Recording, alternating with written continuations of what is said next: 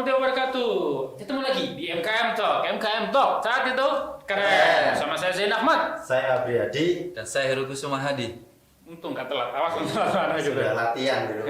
Oke, di episode kali ini sudah ada yang direct message ke akunnya kita ya, gitu untuk pertanyaannya gitu. Pertanyaannya, aku blok kamu yang bacain. Sama aja. Oke, jadi pertanyaannya adalah gini Ustaz gitu. Di masa pandemi ini angka perceraian meningkat gitu. Nah, yang bercerai ini kebanyakan adalah orang-orang yang nikahnya muda. Wah, dia riset sendiri gitu ya. Gitu. Itu kenapa ya Ustaz? Apakah menikah muda itu faktor mempermudah juga perceraian seperti itu? Itu sih pertanyaannya seperti itu di DM. Saya nggak bisa nyebutin orangnya ya. Pokoknya intinya di DM-nya seperti itu gitu. Jadi yang bisa diambil kesimpulan adalah di pandemi ini, di era pandemi ini itu ternyata kasus perceraiannya meningkat. Yang daftar ke pengadilan agama itu meningkat seperti itu.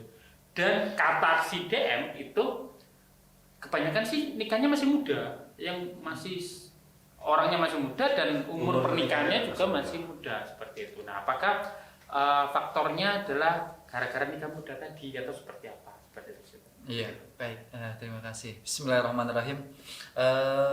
Ada kalimat yang menarik kalau nggak salah tadi saya dengar. Nikah muda, putus muda.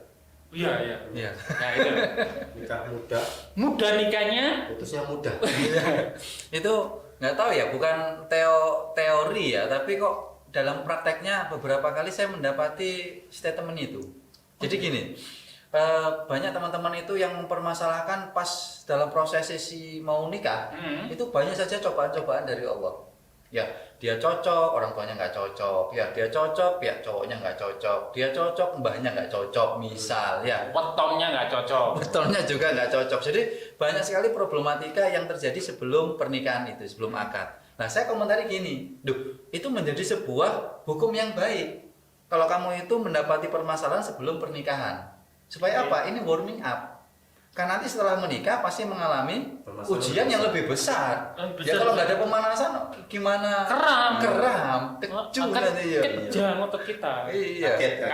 Kaget. Saya kemarin tuh belasan tahun nggak pernah gowes, sekali gowes, karena nggak pakai pemanasan. Besoknya jarang. Jadi saat ngangkat gayung ya, aduh. Gitu. maka bersyukurlah teman-teman yang pernah mengalami sebuah kasus dalam pranikahnya itu problematika. Maka nikah muda, putus bisa mudah juga. Kenapa? Karena mungkin dia kaget. Ketika setelah akad, loh kok punya masalah seperti ini? Kok gini ya? Loh, kok suamiku kayak gitu ya? Padahal pas ketemu dulu ta'aruf ya, Fine, semua harum. Pas turunin, mungkin ya.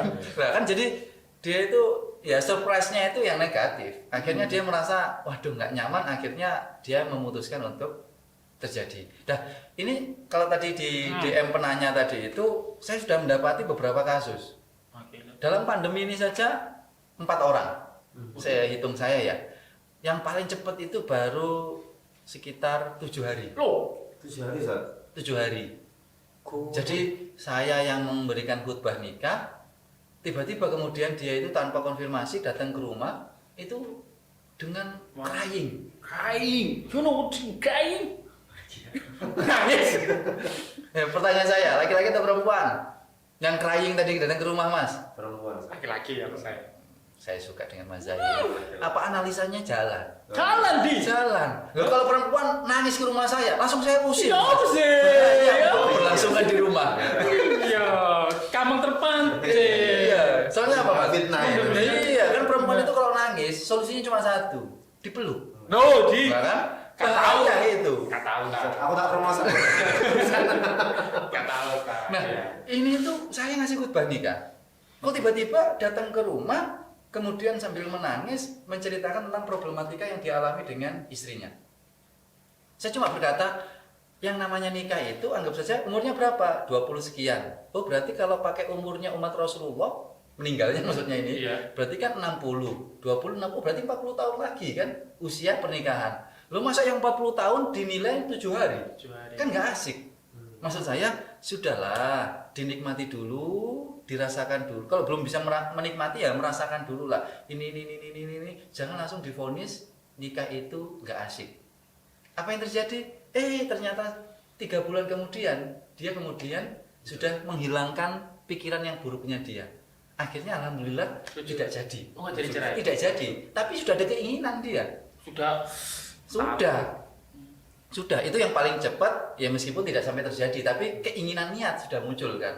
Nah, tersebab apakah beberapa kasus yang seperti ini? Ya karena dirinya itu belum siap untuk menghadapi problematika pernikahan yang begitu sangat polemiknya itu sangat lebar sekali dan luas sekali.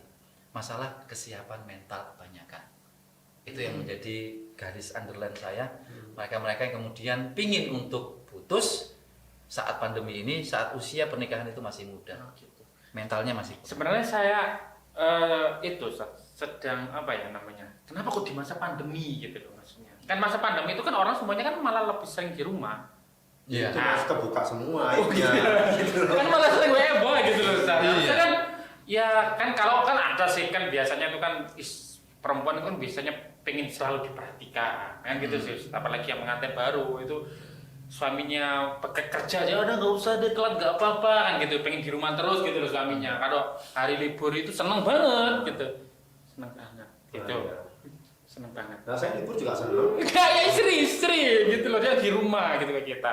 Nah ini kenapa? Kok tambah ketika maksudnya WFH kan di rumah, kok tambah bertengkar gitu loh, kok tambah malah gak seneng, malah endingnya cerai gitu. Itu kenapa Ustaz? Ya, terlepas kondisi pandemi ini ada pressure ekonomi macam-macam. Terlepas itu ya.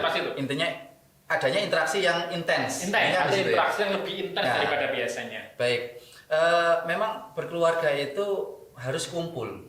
Maka an-nikahu itu maknanya al-jam'u, bertemu, berkumpul, atau ad-domu, itu dikumpulkan. Nah, ada istilahnya kan memaknai ini itu kalimatnya seperti ini. Nikah itu menjauhkan yang dekat dan mendekatkan yang jauh. Oke. Nah, atau bingung ya? Mikir. Ya, mikir dulu. Odeng. Tetap. Keluarga yang awalnya Menjauhkan yang dekat. Iya. Pokoknya diatur sendiri mana duluan lah, mana ya? Mendekatkan yang jauh, menjauhkan yang dekat. Apa di gitu? Apa? Offering dulu ya. Mendekatkan yang jauh. langsung tanya. Kalau mendekatkan yang jauh itu berarti ya si cowok sama cewek nggak ada sisi nasab, nggak ada hubungan, bahkan dia itu kalau berinteraksi itu haram, akhirnya menjadi halal. Dari yang jauh menjadi dekat. Nanti ada warisan, macam-macam. Tapi ada juga yang menjauhkan yang dekat. Okay. Anak gadis dengan bapaknya yang sudah begitu close-nya, dekatnya, tapi tiba-tiba anak gadis ini dinikahi oleh laki-laki yang belum jelas kejundrungannya, belum jelas finansialnya, tapi dia harus mentaati laki-laki tersebut. Berarti kan dia menjauh dari ayahnya. Oh gitu. Nah, karena tadi itu mendekatkan yang jauh dan menjauhkan yang dekat, maka harus dikumpulkan titik temunya itu, yaitu ad-domu an-nikahu itu tadi. Nah, jadi kan bertemu di sini. Nah, dalam kondisi pandemi ini kan banyak sering interaksi intensitasnya itu sering loh ya, bertemunya, berkumpul. Maka menjadi pertanyaan, seharusnya kan logikanya tambah harus harmonis. Harusnya harmonis. Karena sering ketemu. Ya. Sering interaksi. Sering terjadi sentuhan. Sering terjadi rangkulan. Sering terjadi pelukan dan lain sebagainya. jangan berhalusinasi. Ya. Enggak berhalusinasi, berimajinasi. Nanti saya membayangkan. Jangan. Nah, pakai logika itu benar. Tapi kan ternyata tiap orang memiliki karakteristik yang berbeda. Beda. Itu kaedahnya, itu memang teorinya. Tapi secara prakteknya tiap orang memiliki berbeda-beda secara kenikmatan dia menikmati ikatan pernikahan tersebut.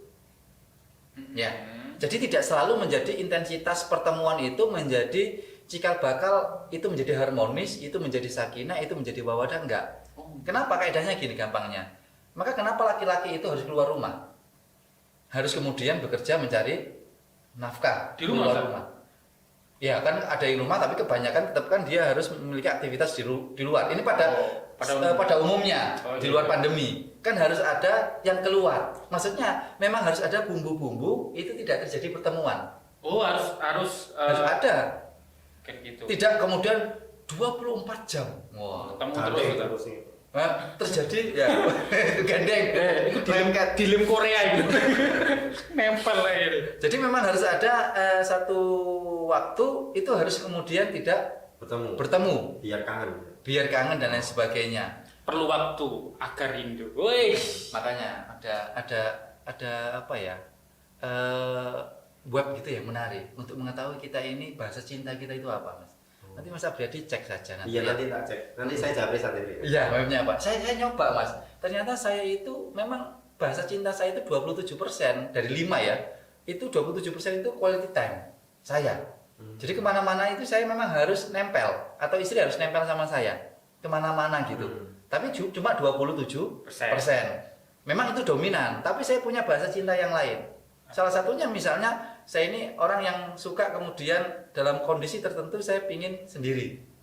Saya banget. Memang saya quality time, oke, kumpul bareng sama keluarga, kemana-mana bawa keluarga saya dan lain sebagainya. Tapi nanti ada 13% ternyata saya itu quality time. Maka kemarin ketika nggawas istri saya cuma berkomentar, yes nggak apa-apa, ayah jarang quality time, me time, kurang me time. Ya sudah, saya kemudian diizinkan tidak berkumpul dengan keluarga. Karena itu bisa menjadi sebuah bumbu untuk dituangkan ke gelas keharmonisasian gitu, suami. Jadi kalau itu 24 jam bisa jadi, ya mohon maaf, suami istri kemudian berinteraksi terus, sumpah.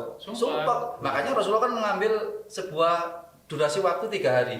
Kalau kamu ingin mengetahui baik buruknya orang itu, berinteraksilah, berpergianlah selama 3 hari 3 malam. Kenapa? Berarti orang itu selama 3 hari nggak akan bisa menutup aibnya. Berarti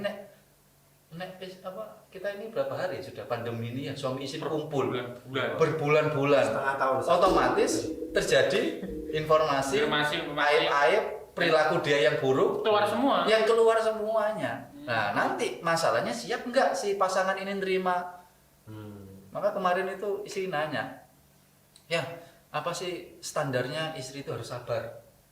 Saya guyoni, ada 3. Kan istri yang nanya, temannya istri itu. 1, ya dia sabarnya sampai mana si perempuan itu? Ya kalau sabarnya sudah nggak kuat sabar lagi, ya sudah divorce. Tapi jangan dilakukan dulu.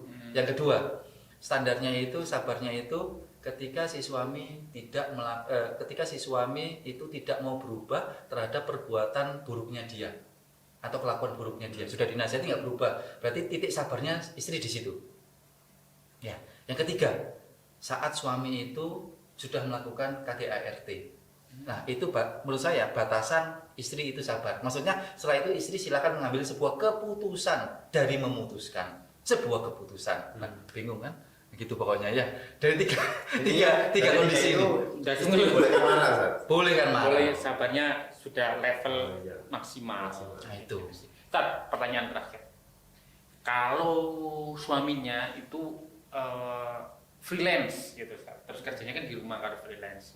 Kan teman-teman kan di Petri juga kan banyak yang punya side job, jadi desainer kan, desainer grafis itu kan tinggal banyak kan sekarang bapak yang menyediakan bisa menjual desainnya kayak gitu. Nah itu kalau misal kerjanya di rumah gitu, kan kantornya juga di rumah, terus interaksinya kan juga di rumah juga, dia pakai alat-alat medianya juga di rumah. Nah itu baik-baiknya gimana Ustaz? Atau itu baik-baik nggak seperti itu kerjanya di rumah? Ya sebenarnya baik, kita berkumpul, bertemu itu baik, cuma harus memahami tentang sisi-sisi privasi dari masing-masing. Oh gitu. Ya, maka kan sempat ada wacana yang menarik itu tentang gimana hukumnya suami melihat handphone istrinya, ya kan, ngecek, cross check. Nah, itu sebenarnya masuk pada wilayah sebuah privasi. Nah, jadi kalau ada kalimat yang menarik itu, saya senang sekali dengan kalimatnya Dr. Wahbah Zuhaili. Berbicara seperti ini, statement beliau terkait dengan nikah. At-taradhi, keridoan itu asasu fi aqdi zuwaj. Jadi keridoan itu menjadi asasnya dari sebuah ikatan pernikahan. Keridoan. Nah, keridoan itu maknanya kata beliau itu ada 3. 1 keterbukaan, 2 itu penghormatan, yang ketiga itu kepentingan masing-masing itu ya. Jadi dari 3 ini kalau menjawab pertanyaan yang tadi teman-teman, maka harus memahami kata ridho tadi itu. Kalau suami di rumah terus nggak ada masalah, kan lebih enak juga bekerja sambil bisa menjaga istri. Nah, cuma kan ada wilayah kepentingan suami di situ. Jadi kalau sudah desain kan diusahakan nggak ada Nggak ada keributan, tenang. tidak terdistrak. gitu. Ya, yang kedua juga harus ada keterbukaan, harus dikomunikasikan. Aku nanti dalam misal kalau aku lagi online, aku lagi desain, tolong ya pintu, mohon maaf ini pintu kamar aku kunci, bukan untuk maksud apa-apa, untuk kenyamanan. Itu kita harus diomongkan sama pasangan agar pasangan paham. Tiba-tiba dikunci, kemudian dia pakai Ejek. putih, Coba. keluar, nggak tahu sih. Dan yang terakhir adalah penghormatan. Ya, suami tetap menghormati istri, istri juga tetap menghormati suami. Jadi kalaupun di rumah nggak ada masalah sebenarnya, asal keriduan itu di situ muncul dengan 3 definisi tadi. Oke, baik. Itu berarti nggak ada kerelatean ya, maksudnya nikah muda terus itu gara-gara nikah muda gampang cerai itu nggak relate ya. Ya. Kesiapan ya Ustaz. Kesiapan. Kesiapan khususnya di sisi mental. Ada yang udah tua tapi nggak siap ya. Sudah tua siap. Ya pokoknya itulah. Oke, sampai itu. Terima kasih. Oke, sampai itu terima kasih Ustaz Heru Kusmadi untuk penjelasannya. Terima kasih Mas Abdari juga. Kayak gitu intinya kalau mau menikah ya, Ya. itu harus siap. Kalau sudah nikah komunikasinya Ya, dijaga. ya. Insyaallah itu kita ketemu di MKM Talk episode berikutnya. Saya Zain Ahmad. Saya Apriyadi. Dan saya Heru Kusumahdi. Pamit, kita ketemu di episode berikutnya MKM Talk. Tadi tuh. Keren. Kak.